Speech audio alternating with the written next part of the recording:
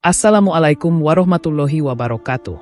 Sebelumnya, sempatkan menulis sholawat kepada Rasulullah Shallallahu Alaihi Wasallam di kolom komentar. Insya Allah bisa menjadi bukti kecintaan kita untuk mendapat syafaat kelak di akhirat. Semoga kita tetap dalam keadaan sehat walafiat dan selalu diberikan rezeki yang berlimpah oleh Allah Subhanahu wa Ta'ala. Amin ya Rabbal Alamin. Saudara-saudaraku yang dirahmati Allah, mandi wajib atau mandi junub adalah ibadah yang wajib dilakukan oleh seorang muslim dalam keadaan tertentu, seperti setelah berhubungan suami istri, mimpi basah, haid, atau nifas. Kewajiban ini bukan hanya menyangkut aspek kebersihan fisik, tetapi juga berkaitan erat dengan kesucian spiritual agar seseorang dapat kembali menjalankan ibadah seperti sholat dan membaca Al-Quran. Oleh karena itu, memahami tata cara dan syarat sahnya mandi wajib sangat penting bagi setiap muslim.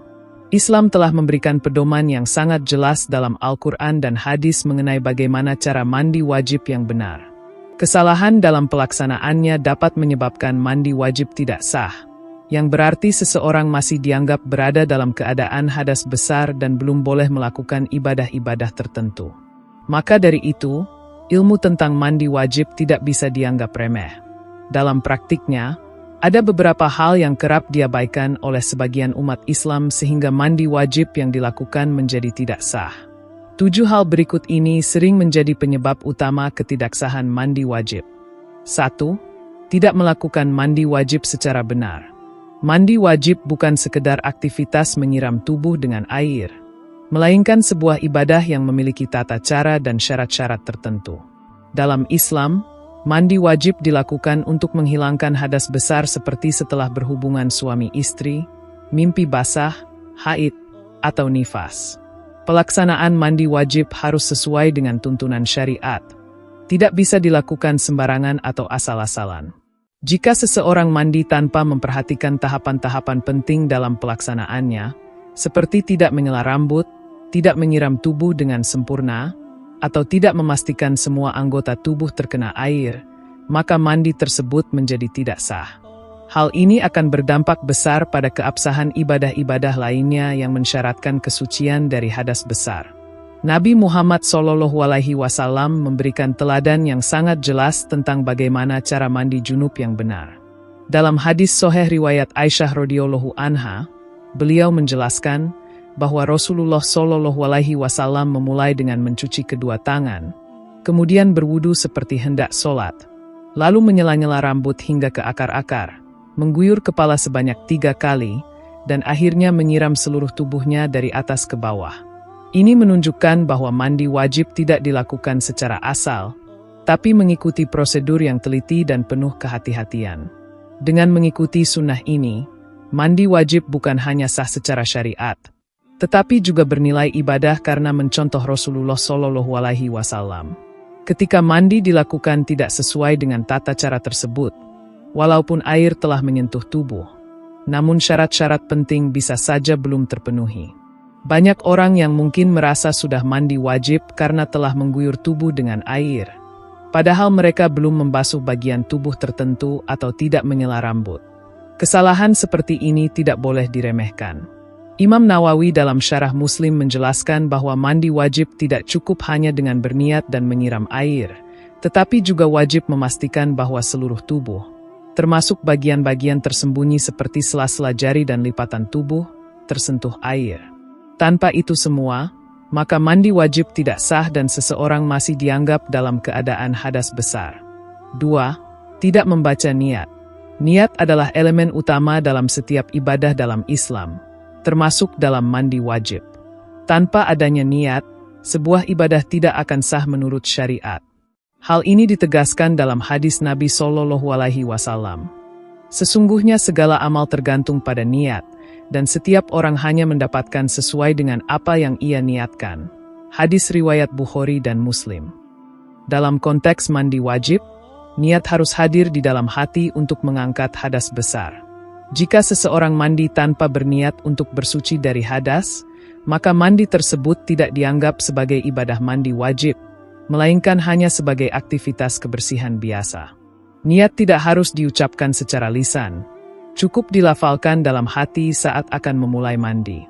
Yang penting adalah seseorang menyadari bahwa ia sedang mandi untuk mensucikan dirinya dari hadas besar, bukan sekedar mendinginkan tubuh atau menghilangkan kotoran. Para ulama fikih sepakat bahwa niat menjadi pembeda antara ibadah dan aktivitas duniawi biasa. Tanpa niat, ibadah tidak memiliki nilai spiritual dan tidak memenuhi syarat formal ibadah itu sendiri. Maka dari itu, sebelum air menyentuh tubuh, sangat penting untuk menanamkan niat dalam hati, meskipun hanya sesaat. Kelalaian dalam berniat sering terjadi karena kurangnya pemahaman atau karena kebiasaan melakukan mandi secara mekanis tanpa kesadaran spiritual. Padahal, ibadah yang dilakukan tanpa niat tidak diterima oleh Allah Subhanahu wa Ta'ala. Oleh karena itu, umat Islam harus dilatih untuk menumbuhkan kesadaran spiritual dalam setiap tindakan ibadah, termasuk mandi wajib. Menyadari niat tidak hanya membuat ibadah menjadi sah, tetapi juga menumbuhkan nilai pahala dan keikhlasan. Mandi yang dilakukan dengan niat yang kuat untuk mengangkat hadas besar akan berdampak besar pada kesucian ibadah-ibadah berikutnya seperti sholat dan membaca Al-Quran. 3. Tidak menggunakan air yang bersih. Islam sangat menekankan penggunaan air yang suci dan menyucikan, tahur, dalam bersuci, baik untuk wudu maupun mandi wajib. Dalam Al-Quran Allah Subhanahu wa Ta'ala berfirman, "Dan kami turunkan dari langit air yang bersih, tohuron." Quran Surat Al-Furqan ayat 48. Air yang digunakan harus berasal dari sumber yang tidak najis, seperti air hujan, air sungai, air laut, air sumur, atau air mata air. Jika seseorang menggunakan air yang sudah tercemar najis atau tidak memenuhi syarat sebagai air tahur, maka mandi yang dilakukannya tidak sah. Ini menjadi hal penting karena bersuci adalah prasyarat sahnya berbagai ibadah. Banyak orang tidak sadar bahwa menggunakan air kotor, seperti air limbah atau air bekas cucian najis, bisa membatalkan proses mandi wajib. Dalam mazhab Syafi'i dan mayoritas ulama, air yang sudah berubah bau, warna, atau rasanya karena tercampur najis dianggap tidak menyucikan. Oleh sebab itu, penting untuk memastikan bahwa air yang digunakan adalah air yang bersih secara syariat dan fisik. Kesalahan dalam memilih air dapat mengakibatkan seluruh proses mandi wajib menjadi batal, dan seseorang masih dianggap dalam keadaan hadas besar meskipun seluruh tubuh telah terguyur air. Selain najis, air yang digunakan juga harus mencukupi secara jumlah dan tidak tercampur bahan kimia berat yang menghalangi air menyentuh kulit, seperti cat atau minyak pekat. Dalam kehidupan modern, perhatian terhadap air yang digunakan untuk bersuci menjadi lebih kompleks karena air dapat tercemar oleh berbagai bahan kimia atau limbah. Oleh karena itu, penting bagi setiap muslim untuk memahami kriteria air tahur dan senantiasa menjaga kesucian sumber air yang digunakan untuk ibadah, termasuk mandi wajib. Kesucian fisik dan spiritual dimulai dari air yang digunakan dalam bersuci. 4. Ada bagian tubuh yang masih kering. Salah satu syarat utama sahnya mandi wajib adalah air harus membasahi seluruh permukaan tubuh secara merata, tanpa ada satupun bagian yang tertinggal kering. Dalam Al-Quran Allah Subhanahu wa Ta'ala memerintahkan, "Dan mandilah seluruh tubuhmu." Quran Surat An-Nisa ayat 43. Ini menunjukkan bahwa seluruh tubuh tanpa terkecuali wajib terkena air. Apabila ada bagian tubuh yang luput atau tidak tersiram air, meskipun hanya sebesar lubang jarum, maka mandi tersebut dianggap tidak sah. Bahkan Rasulullah SAW memperingatkan keras terhadap orang yang tidak menyempurnakan bersuci. Dalam sebuah hadis riwayat Muslim, Rasulullah SAW melihat seseorang yang tidak membasuh tumitnya secara sempurna, beliau pun bersabda, "Celakalah tumit-tumit yang tidak terkena air dari api neraka." Hadis riwayat Muslim. Hadis ini menunjukkan betapa pentingnya menyempurnakan pembasuhan tubuh dalam ibadah mandi atau wudu. Bagian tubuh yang sering terlupakan seperti belakang lutut, lipatan ketiak, leher bagian belakang, dan sela-sela jari harus mendapatkan perhatian khusus. Mandi yang tidak menyeluruh berarti tidak sah, dan orang tersebut tetap berada dalam kondisi hadas besar. Seringkali ketidaksengajaan menjadi penyebab utama masih adanya bagian tubuh yang kering, seperti karena tergesa-gesa, kurangnya pengetahuan, atau ketidakmampuan menjangkau bagian tertentu. Oleh karena itu, sangat disarankan agar setiap muslim meluangkan waktu sejenak setelah mandi untuk memeriksa apakah seluruh bagian tubuh telah terkena air. Menyempurnakan ibadah mandi wajib bukan sekedar kewajiban teknis, tetapi juga menunjukkan ketakwaan dan kecermatan dalam menjalankan perintah Allah. Kesalahan kecil dalam mandi wajib bisa berdampak besar pada tidak sahnya ibadah-ibadah lain. 5. Rambut dalam keadaan tidak terurai. Salah satu bagian tubuh yang sering luput dari perhatian dalam mandi wajib adalah rambut, terutama bagi wanita yang memiliki rambut panjang atau diikat. Rasulullah Shallallahu Alaihi Wasallam menegaskan pentingnya memastikan air menyentuh seluruh rambut hingga ke akarnya.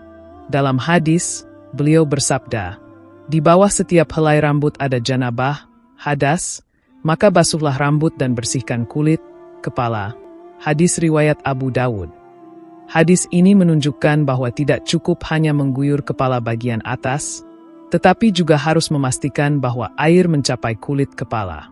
Rambut yang terikat, apalagi sangat rapat, bisa menghalangi air meresap ke dalam, sehingga mandi menjadi tidak sah. Bagi perempuan, hal ini menjadi perhatian khusus karena rambut panjang sering dikuncir atau dikepang. Dalam sebuah hadis, Ummu Salamah radhiyallahu anha bertanya kepada Nabi Shallallahu Alaihi Wasallam apakah wanita harus melepaskan kepangannya saat mandi janabah. Nabi Shallallahu Alaihi Wasallam menjawab, "Tidak, cukup engkau menyiram kepalamu 3 kali hingga air mencapai akar rambutmu, lalu engkau menyiramkan air ke seluruh tubuhmu." Hadis riwayat Muslim. Dari sini dipahami bahwa selama air benar-benar mencapai akar rambut, maka tidak wajib melepas ikatan. Namun, jika ikatan terlalu rapat hingga menghalangi air, maka harus dilepas. Ini menunjukkan keseimbangan antara keringanan dan kehati-hatian dalam bersuci. Masalah rambut juga berlaku bagi laki-laki, terutama yang berambut tebal atau gondrong. Mereka tetap wajib menyela rambut dengan jari-jari untuk memastikan air mencapai kulit kepala. Banyak orang yang mengira bahwa asal mengguyur air ke atas kepala sudah cukup, padahal jika akar rambut tidak terkena air, maka mandi tidak sah. Hal ini menjadi lebih penting bagi orang-orang yang rambutnya ditutupi oleh gel atau minyak rambut tebal yang menghalangi sampainya air. Dalam kondisi ini, perlu membersihkan rambut terlebih dahulu agar air bisa meresap sempurna. Kesungguhan dalam menyempurnakan mandi wajib mencerminkan ketaatan dan keikhlasan dalam menjalankan ajaran agama. 6. Masih terdapat kotoran di dalam kuku. Bagian tubuh yang sering terlupakan dalam mandi wajib adalah kuku. Meskipun kecil dan tampak sepele, kuku adalah bagian tubuh yang wajib terkena air dalam mandi. Jika di bawah kuku terdapat kotoran, tanah, atau zat padat lain seperti cat, lem, atau bahkan kutek yang bersifat kedap air, maka air tidak bisa mencapai kulit yang ada di bawahnya. Dalam hukum fikih, air yang tidak sampai ke bagian tubuh karena terhalang benda padat menjadikan mandi tidak sah. Oleh karena itu, sebelum mandi wajib, seseorang harus memeriksa kuku-kukunya dan membersihkan dari segala hal yang bisa menghalangi air. Para ulama menjelaskan bahwa kuku, termasuk sela-selanya, merupakan bagian tubuh yang wajib dibasuh. Dalam kitab Fikih Sunnah, Said Sabiq menyebutkan pentingnya menghilangkan segala sesuatu yang bisa menjadi penghalang air saat mandi atau wudhu. Bahkan Imam Nawawi dalam Al-Majmu' menegaskan bahwa jika seseorang mengetahui adanya benda yang mencegah sampainya air ke kulit dan ia tidak membersihkannya, maka mandinya tidak sah. Ini menunjukkan betapa Islam memperhatikan kesempurnaan dalam bersuci, tidak hanya dari sisi niat tetapi juga aspek fisik yang mendetail. Kesalahan umum yang terjadi adalah penggunaan kutek atau cat kuku yang tidak bisa tembus air. Bagi perempuan, ini adalah hal yang sering dijumpai, terutama sebelum mandi wajib setelah haid atau nifas. Jika kutek masih menempel dan tidak dibersihkan, maka bagian kuku tidak dianggap terkena air, dan otomatis mandinya tidak sah. Solusi yang ditawarkan ulama adalah membersihkan kuku terlebih dahulu sebelum mandi, atau menggunakan produk halal yang tidak menghalangi air, seperti kutek berbasis air yang sudah mendapatkan sertifikasi. Ketelitian dalam hal-hal kecil seperti ini menunjukkan kehati-hatian seorang Muslim dalam menjaga kesucian ibadahnya. 7. Tidak sesuai urutan. Meskipun urutan dalam mandi wajib tidak seketat wudu menurut sebagian ulama, namun mengikuti tata cara mandi sesuai sunnah tetap sangat dianjurkan, bahkan bisa menjadi syarat kesempurnaan ibadah. Dalam hadis yang diriwayatkan oleh Aisyah radhiyallahu anha, dijelaskan secara rinci bahwa Nabi SAW memulai mandi dengan mencuci kedua tangan, berwudu seperti untuk sholat, menyela rambut, mengguyur kepala, lalu menyiramkan air ke seluruh tubuh. Jika urutan ini ditinggalkan secara total, atau dilakukan secara acak yang menyebabkan bagian tubuh tidak terguyur sempurna, maka bisa mengarah pada mandi yang tidak sah, terutama bila ada bagian tubuh yang terlupa untuk dibasuh. Dalam mazhab Syafi'i dan Hambali, mandi wajib tidak mensyaratkan urutan tartib sebagaimana dalam wudu, tapi tetap sangat dianjurkan karena mengikuti sunnah Rasulullah SAW. Namun, jika seseorang tidak memperhatikan urutan hingga menyebabkan tubuh tidak tersiram seluruhnya, misalnya hanya membasuh bagian kaki dan kepala lalu lupa bagian tengah tubuh, maka hal ini tidak hanya menyimpang dari sunnah tapi juga bisa membatalkan mandi itu sendiri. Ketika seseorang melompat-lompat dalam mandi tanpa sistematika, sangat besar kemungkinan ada bagian yang terlewat, yang pada akhirnya menyebabkan mandi menjadi tidak sah. Selain itu, mengikuti urutan Rasulullah SAW juga mencerminkan semangat mengikuti sunnah. Dalam Islam, ibadah yang dilakukan sesuai sunnah lebih utama dan lebih dekat dengan keikhlasan. Urutan dalam mandi bukan hanya soal teknis, tapi juga bentuk ketundukan kita pada cara ibadah yang dicontohkan Nabi SAW. Bahkan Imam Malik sangat menekankan untuk tidak menyalahi tata cara yang dicontohkan Rasulullah, meskipun sebagian ulama membolehkan variasi. Maka, sangat baik bagi seorang Muslim untuk mempelajari urutan mandi wajib dari hadis-hadis sahih, lalu mempraktikkannya secara teliti agar ibadahnya diterima oleh Allah Subhanahu wa Ta'ala. Saudara-saudaraku yang dirahmati Allah, mandi wajib adalah ibadah yang sangat penting dalam kehidupan seorang Muslim, karena menjadi kunci untuk melaksanakan berbagai ibadah lainnya. Kesalahan dalam pelaksanaannya dapat berdampak besar pada sah atau tidaknya ibadah seseorang. Oleh karena itu, sangat penting bagi kita untuk mempelajari dan memahami dengan baik syarat-syarat sah mandi wajib. Ketujuh poin yang telah dibahas di atas menunjukkan bahwa Islam memberikan perhatian besar terhadap aspek kebersihan dan kesucian, baik lahir maupun batin. Tidak hanya sekedar membasuh tubuh dengan air, tetapi juga dengan kesadaran spiritual dan niat yang benar. Hal-hal yang tampak kecil seperti kuku kotor atau rambut yang tidak disela ternyata bisa berdampak besar pada keabsahan mandi wajib. Marilah kita senantiasa menjaga kesucian diri dengan cara yang benar sesuai tuntunan syariat. Ilmu tentang mandi wajib ini hendaknya tidak hanya kita pelajari, tetapi juga kita ajarkan kepada keluarga dan orang-orang terdekat agar ibadah kita semua diterima oleh Allah Subhanahu wa Ta'ala dan dijauhkan dari kelalaian yang bisa mengurangi kualitas ibadah. Demikian yang dapat saya sampaikan. Semoga yang menyimak video ini sampai akhir terhindar dari neraka dan dimasukkan ke dalam surganya. Amin ya Rabbal Alamin.